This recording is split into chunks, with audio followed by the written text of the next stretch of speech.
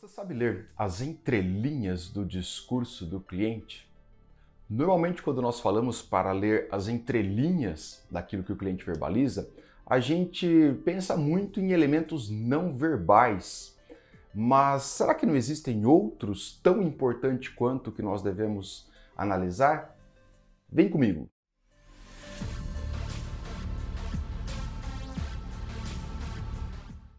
Toda vez que a gente vai fazer uma negociação, a gente tem uma tendência natural a prestar muita atenção naquilo que o cliente fala, na verbalização do cliente, nas palavras que os clientes nos falam ali durante a negociação. E é uma tendência natural a gente levar em consideração aquilo que o cliente fala.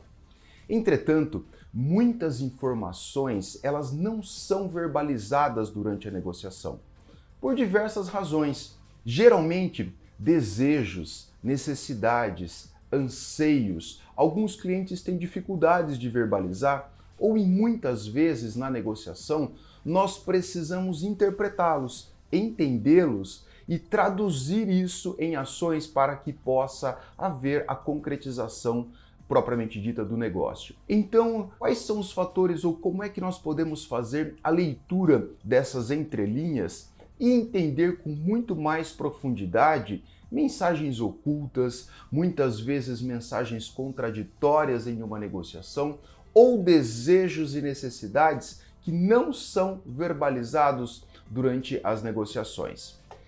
Primeiro, preste atenção nas respostas das perguntas dos seus clientes.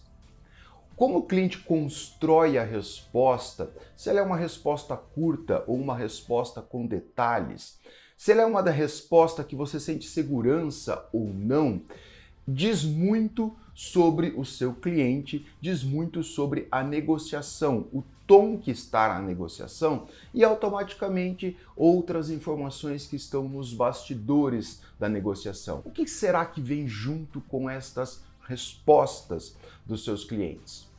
Segundo ponto, analise as palavras que o cliente repete diversas vezes. Se o cliente repete uma informação, uma palavra, é porque aquilo é importante para o seu cliente. É porque aquilo tem um significado para o seu cliente. A repetição é uma forma que as pessoas têm, tanto de atos, ações, quanto também de palavras, que demonstram desejos, ansiedades, necessidades, angústias inconscientes. Então, o que será que o seu cliente repete constantemente e qual é o significado que aquela informação tem para a negociação? E aí, entre essa segunda de observar as repetições, vem junto com a terceira dica que eu dou para você. Faça associações das palavras. Vou citar um exemplo que fica fácil você entender. Por exemplo, o seu cliente vira e fala para você o seguinte: nossa, eu estou com um custo muito elevado, eu preciso reduzir o custo. Ele repete isso algumas vezes durante o discurso, durante as perguntas, as respostas que você faz lá na entrevista de vendas. O que você faz? Eu preciso reduzir custo. Essa é a palavra que ele repetiu constantemente.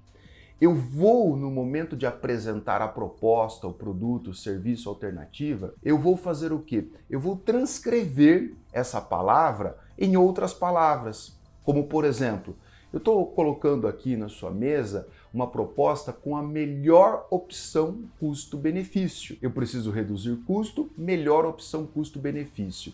Quando a gente faz essas associações, essas ligações diretas e indiretas, a gente consegue gerar conexão entre você que está vendendo e entre a pessoa que está comprando. Então, o que essas associações podem revelar e elas podem trazer vocês e colocar vocês em um outro patamar de entendimento das entrelinhas desse discurso dos clientes de vocês. Quarta dica que eu dou para vocês são os elementos diretos e indiretos, verbais e não verbais. Os verbais eu já falei no início desse vídeo. Os não verbais, gesto, postura, expressão corporal, expressão facial. Aqui eu vou dar uma deixa para vocês. Muito cuidado que as pessoas às vezes tendem a levar um gesto ao extremo. Porque ele viu lá numa palestra que o cara falou que o gesto X significa Y, ou porque ele leu num livro. O gesto não significa nada quando ele não está dentro de um contexto. quando ele não está inserido dentro de um contexto. Vou citar um exemplo clássico para vocês. Para quem já negociou com orientais, especialmente os japoneses, eles têm muitas dificuldades de manter o contato visual. O japonês de raiz mesmo, ele tem muita dificuldade de manter o contato visual. O não manter o contato visual, que é um gesto negativo na negociação, não necessariamente é negativo com os japoneses. Por isso que a gente precisa tomar cuidado em levar a ferro e fogo. Via de regra, interprete esse gesto dentro de um contexto maior, dentro do contexto da frase, da negociação que está acontecendo, e você vai ter uma interpretação muito mais fiel à realidade do que simplesmente olhar o gesto por si e sair fazendo inferências que não condizem com a realidade. O quinto dica que eu dou para vocês para identificar essas entrelinhas do cliente é prestar atenção em informações de pessoas que estão ali, que a gente chama no segundo círculo da negociação. A gente tem as pessoas diretamente ligadas à negociação, os negociadores, você e a outra pessoa, e a gente tem o segundo espaço, ambiente, círculo, cada autor chama de uma forma, que são chamados influenciadores dentro dessa negociação. Quando a gente observa essas informações, quando a gente traz para a negociação o que estas outras pessoas colocam ali, como por exemplo, um tratorista na lavoura, que ele não está diretamente envolvido na negociação, mas você conversa com ele, você tem informações muito importantes a respeito, por exemplo, do comportamento do seu cliente. A secretária, por exemplo, que vai te levar a um gerente de compras, a um diretor de uma empresa. Então, essas pessoas que estão aos arredores de quem você negocia, elas têm informações valiosíssimas para o processo de negociação. E junto com isso, a minha sexta dica para vocês é preste atenção nesses bate-papos informais que acontecem antes da negociação ou depois da negociação. No momento informal, as pessoas tendem a não fazer um papel, elas tendem a não se construir dentro de um personagem e elas são elas mesmas. Então, naquele momento, você está colhendo informações valiosíssimas para a negociação, para fazer o entendimento e a interpretação de quem é esse seu cliente, qual é o traço comportamental, como ele gosta de ser tratado, quais são os valores que ele leva e que ele traz dentro de uma negociação.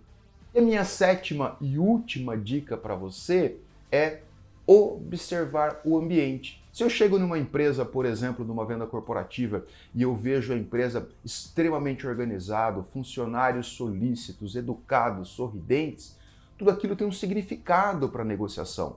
E eu preciso levar em consideração este significado ao trabalhar a negociação. Isso vai trazer informações valiosíssimas sobre, por exemplo, como eu devo me comportar tanto no processo comercial quanto também no processo de acompanhamento e execução do serviço ou da oferta ou da entrega do produto que eu estou oferecendo. Em resumo, ler as entrelinhas do discurso do seu cliente significa prestar atenção nos detalhes. Significa apurar os sentidos, apurar os ouvidos e enxergar aquilo que está além da verbalização do seu cliente, aquilo que está além das falas do seu cliente. Isso requer um cuidado, isso requer foco, isso requer atenção, mas isso requer, sobretudo, observação no seu cliente. Faz isso. Depois você me conta aqui nesse vídeo o que vocês acharam dessas dicas, se aplicou ou não e quais foram os resultados. E nunca se esqueça, negocie para valer.